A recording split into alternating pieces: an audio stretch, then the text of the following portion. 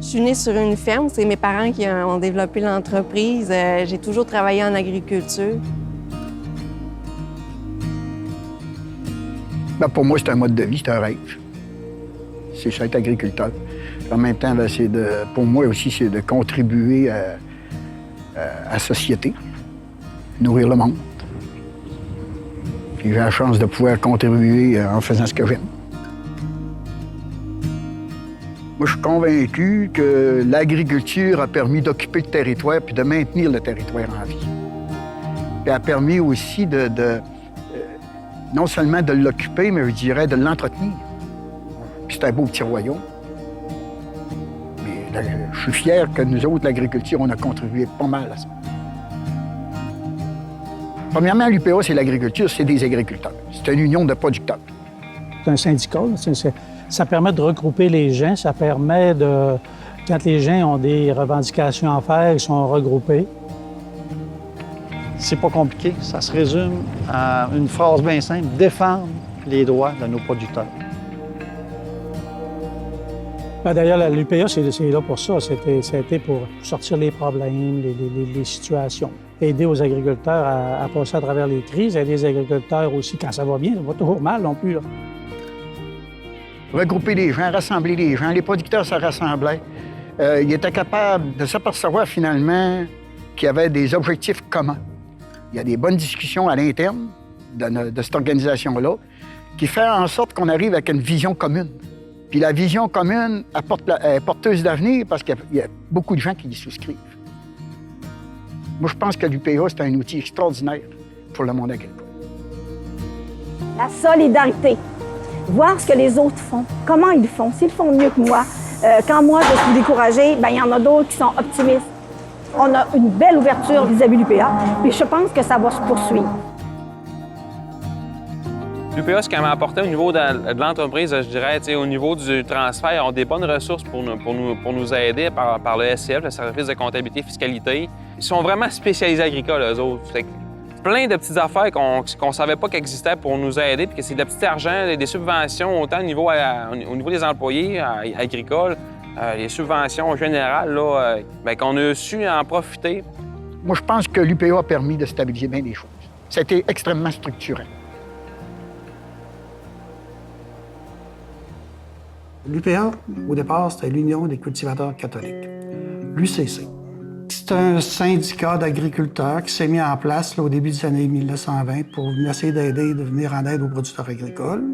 Moi, ce que j'ai entendu parler, un des grands dossiers de l'UCC à l'époque, c'était l'électrification rurale. Amener l'électricité dans les rangs, aujourd'hui, on y pense plus, c'est chose normale.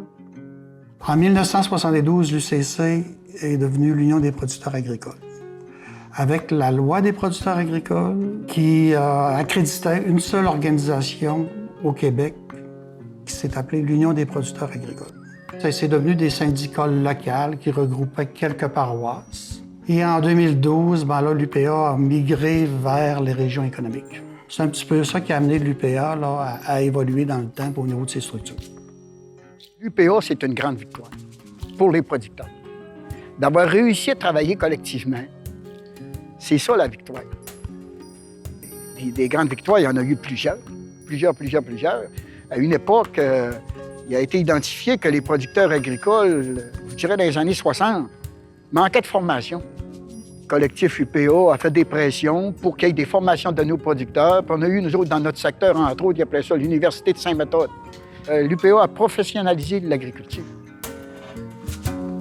Comme j'étais à l'École de la vie, j'appelle ça l'Université de la vie, j'ai eu la chance que l'UPA donne des formations continues. Et je m'inscrivais à toutes les formations, pratiquement pas mal, quand je pouvais le faire. Puis aujourd'hui, on le fait sur Internet, ça, mais autrefois, il fallait se déplacer à Alma pour suivre ces cours-là. Puis ça m'a apporté beaucoup, là. Et on parle là, des années 70. Tu as vu arriver après ça l'insémination artificielle. Tu as vu la modernisation de l'agriculture, la mécanisation. l'efficacité, l'augmentation de l'efficacité. En 1974, il y avait eu un abattage, donc les producteurs s'étaient mobilisés, avaient fait un lobby auprès du gouvernement, ça n'avançait pas. Les producteurs n'avaient pas de prix pour leurs produits. Ils ont fait une fosse, ils ont enterré des veaux. C'est suite à ça que l'assurance stabilisation des revenus agricoles a été mis en place. L'assurance stabilisation, là, parce qu'on assurait la production, c'était nouveau même au Canada. Tu sais, on n'assurait pas leur revenu total, on assurait la production. Sans l'assurance stabilisation, une entreprise comme nous autres ici, oubliez ça, là, on ne serait plus là avec la crise de la vache folle dans les années 2000. Là. C'est sûr. Ça, c'est l'UPA. Dans les années 80, il a été identifié que ça manquait le côté gestionnaire. Il y a eu la mise en place des groupes conseils. La mise en place des plans conjoints au quota. Pas de plan conjoint, on serait encore comme des pays sous-développés qu'on vendrait tout chacun de notre production au meilleur offrant. Là, on a regroupé l'offre. C'est ça, les plans conjoints. La plus grande chose que l'UPA a apporté à l'agriculture, c'est une juste rémunération pour le travail puis pour le produit. La mise en marché. La loi de la mise en marché des produits agricoles au Québec, je pense, c'est ça qui a maintenu le développement de l'agriculture. C'est ça qui a maintenu la ferme familiale au Québec et dans nos régions. Donc, la loi, c'est ça qui permet aux producteurs, qui donne les pouvoirs aux producteurs de négocier des meilleurs prix pour leurs produits. 1978, amené par le ministre Jean Garon, c'est la loi de protection du territoire agricole. Ça l'a permis de protéger, puis de donner une certaine valeur, puis de sensibiliser l'ensemble de la population à l'importance du territoire agricole. Le déluge en 96, c'est pas rien que les 3 ou 4 fermes de l'abbé qui ont été dans le Saguenay, là, ça va être touché, là, tout le bassin agricole de la Derrière, de Saint-Bruno, la montée des eaux. Il y a des producteurs qui ont été coupés d'électricité. On s'est mobilisé également pour aider les producteurs avec le verglas dans le triangle de la Montérégie. La vache folle, en 2004. Il y a eu des grandes mobilisations également. À l'époque, des fameuses grandes ententes au niveau commercial, le GATT, l'OMC, les accords transpacifiques, les accords bilatéraux, Canada aux États-Unis, Mexique. Ça prenait un levier pour être capable d'aller à Genève, pour aller faire représenter l'idée des producteurs agricoles. Puis on a créé des fonds de défense professionnelle extrêmement importants.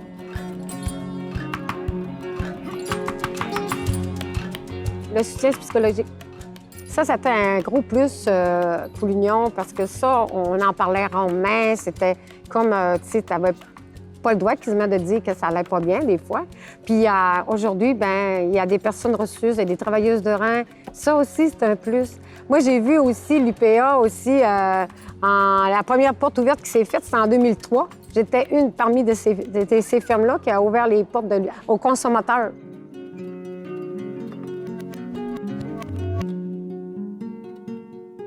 On est une région un petit peu particulière. On est probablement la région qui a réussi à maintenir les infrastructures les plus fortes pour soutenir le développement de l'agriculture. La coopération agricole, la table agroalimentaire, bon. On a été chercher un outil, un levier un centre de transfert technologique, que tout le monde connaît sous le nom d'Agrinova, qui est un levier pour le développement de l'agriculture. Ça, c'est grâce à l'implication des producteurs puis au lobby de l'Union des producteurs agricoles de la Fédération régionale. On est la seule région qui a réussi à maintenir ses infrastructures au niveau de la recherche. Donc, la ferme expérimentale de Normandin, il y a un président là, qui s'est mouillé pas mal là-dedans. Là. À un moment donné, il faut se défendre pour garder nos acquis aussi. Là. Travailler avec la CRE pour mettre en place un fonds de recherche. On a réussi, à l'époque où Benoît Bouchard était vice-premier ministre, de faire investir 11 millions au gouvernement. On se disait, ils vont tellement mettre d'argent qu'ils ne fermeront pas. Puis la ferme expérimentale est encore là. Moi, ce qui m'a poussé à m'impliquer à l'UPA, en premier, c'est une personne qui m'a poussé dedans. Je n'ai pas embarqué dedans pas nécessairement par mon propre gré, mais j'étais consentant. Moi, j'ai toujours préféré pas seulement subir les décisions, mais de pouvoir en faire partie. Fait que quand il y a des décisions qui sont prises, des règlements, bien, je me suis dit, bien, j'ai participé à ça. J'ai défendu les points des agriculteurs au plus que je pouvais, au maximum. Mon objectif, c'est vraiment de défendre la volonté des jeunes de la région, défendre un peu aussi mes intérêts. Puis ça m'apporte aussi... c'est plaisant les challenger au niveau... à chaque année, on fait des rencontres politiques, là, puis j'aime ça, être capable d'influencer les décisions qui vont se prendre dans le futur.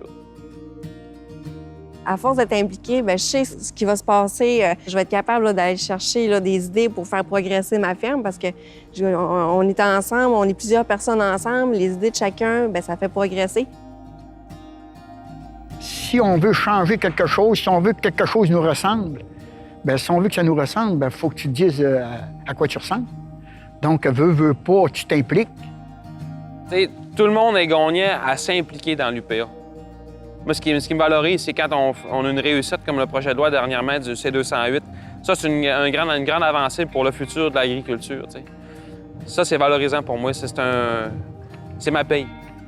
J'ai l'impression, quand je m'impliquais, de collaborer à construire quelque chose.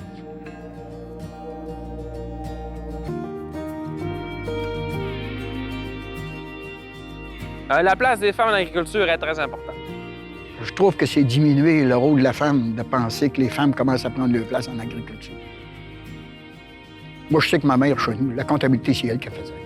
C'était la famille, c'était une histoire de famille, c'est vrai. Elle avait des responsabilités que mon père n'était pas capable de prendre. Elle était cuisinière, elle était infirmière, éducatrice, gestionnaire, comptable.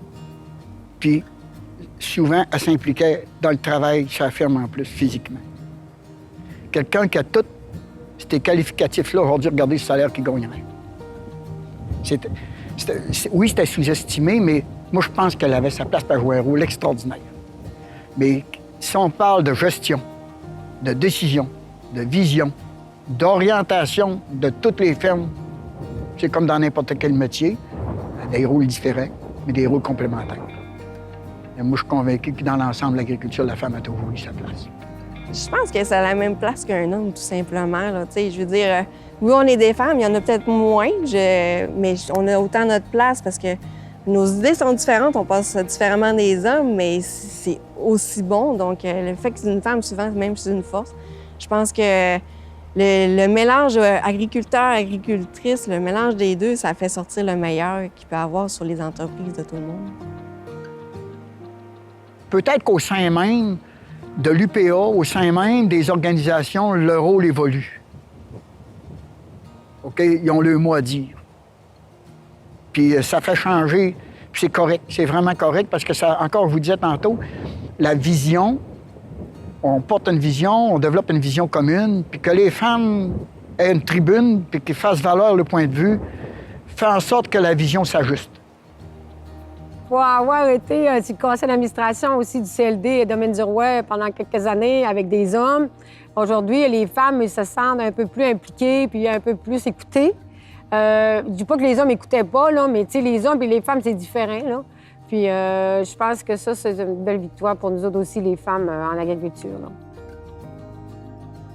Au début, là, quand j'ai commencé, parce que moi, je venais du milieu de la haute couture, c'était un peu différent de l'agriculture. En ayant marié un agriculteur, je suis devenue une agricultrice, mais je connaissais pas mes voisines, je connaissais pas d'autres agricultrices. Et quand j'allais dans les réunions de l'UPA, il y avait très peu de femmes. Fait que j'ai commencé à y aller un petit peu, puis là, j'ai connu une femme, 2 femmes, 3 femmes, 4 femmes. Et là, on a décidé de faire un comité des femmes en agriculture. Et de là est devenu un syndicat qui a fait partie d'une fédération. Puis c'est là que j'ai vu qu'il y avait des femmes qui avaient les mêmes problématiques que moi, avec le fait d'être solidaires ensemble, de parler des mêmes choses. C'est les femmes qui m'ont montré, qui m'ont dit des choses. Puis j'ai tellement appris. Et ce qui était plaisant, c'est qu'on disait ça autour d'un café, très simplement. Fait que je pense que l'évolution s'est faite. Puis moi, je gratifie ça, puis je me dis, encore aujourd'hui, ça a sa place. Maintenant, les barrières sont ouvertes. Donc, quelqu'un qui veut, ma mère disait toujours, quand on veut, on peut. On le fera pas comme tout le monde, on va le faire comme soi.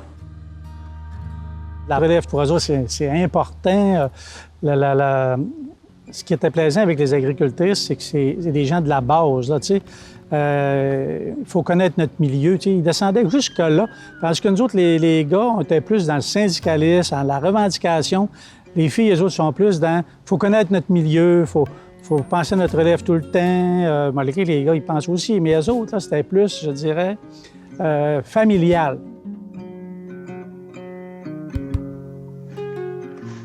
La relève là, en agriculture, là, on va chercher des nouvelles technologies, des nouvelles idées. On pense différemment là, de nos parents, de nos grands-parents. Puis ça fait avancer l'agriculture, ça fait une agriculture moderne, mais ça fait une agriculture aussi durable. Puis la Fédération du l'UPA de Saint-Saint-Jean est la seule qui a une fondation pour aider la relève agricole. La relève, la formation, je pense que c'est un défi de taille là, que je pense qui a été bien relevé par la Fédération. Faire partie du l'UPA, c'est être l'acteur du changement, c'est faire partie de ces décisions-là.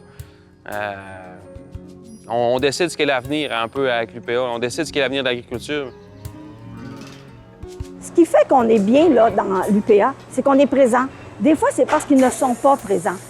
Peut-être par manque de temps, ils ont toutes les raisons. Mais moi, j'ai vu que quand j'étais présente, j'ai vu l'UPA d'un autre jour. On a une belle relève agricole, très belle. Je dis toujours aux jeunes, aime la vie. Aime la vie, puis trouve un sens à ta vie. Puis tu vas trouver ce que tu aimes. Ça, ce sens-là, moi, je l'ai trouvé à 12 ans. Et puis, j'ai ressenti une grande joie que je ressens encore aujourd'hui. Alors, c'est une des choses que je dis souvent aux jeunes. Prends-toi en main, puis fonce. Moi, chez nous, notre mission sur notre ferme, c'est de transmettre l'agriculture aux générations de demain. Bien, moi, ma priorité, c'est ça. Puis je pense que l'UPA, c'est ça aussi, transmettre l'agriculture aux générations de demain. De faire avec ce qu'ils ont, puis de faire selon leur volonté. Pas comme nous, on a fait, mais comme eux veulent le faire. Mais d'être présent, autant féminine que masculine. D'avoir le petit déclic, la petite passion, parce que l'agriculture, il faudra toujours qu'elle soit présente. L'avenir de l'agriculture, tout le monde va toujours manger. Puis aujourd'hui, les communications, c'est pas la même chose. Dans le temps, c'était extrêmement important, vous dites à l'UPA, il va falloir aussi que nos organisations s'ajustent. C'est sûr qu'il y a tout le temps des petits moments difficiles, mais je vois ça positif. Là. Il y a des beaux développements. On voit que les producteurs qui sont là, productrices qui sont là, on est impliqués.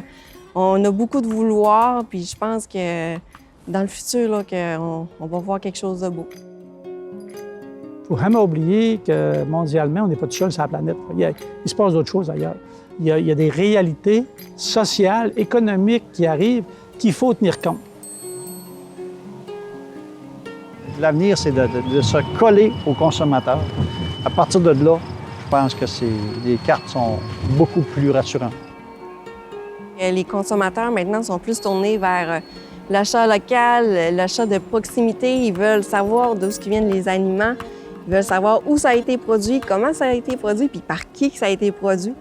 Il va falloir que l'agriculture s'ajuste. Mais elle va s'ajuster. C'est un plus, c'est pas un moins. C'est un gros plus, d'après moi, ça.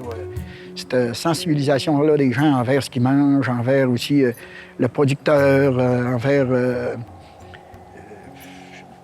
la vie, quoi. Et le respect de la terre, le respect de l'environnement. Là où ce que je pense qu'on peut influencer, on va avoir un rôle différent à jouer en agriculture, c'est de bien informer les gens de ce qu'on fait, de les sensibiliser à ce qu'on fait, puis comment on le fait. Ça, pour éviter la radicalisation aussi.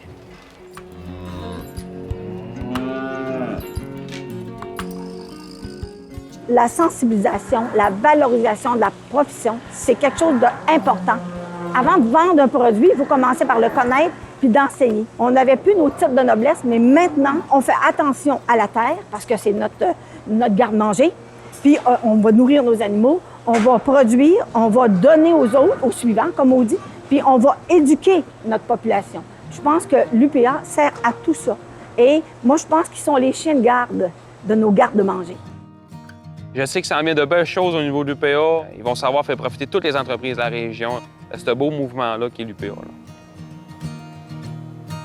Dans le travail, on se laisse déborder, puis on vient qu'on ne le voit plus. Mais je pense que l'agriculture, les jeunes, ce qui va les différencier de nous autres, je pense, c'est qu'ils vont prendre plus le temps de question. Ils vont le réaliser. Mais c'est ça. Alors, c'est-tu beau?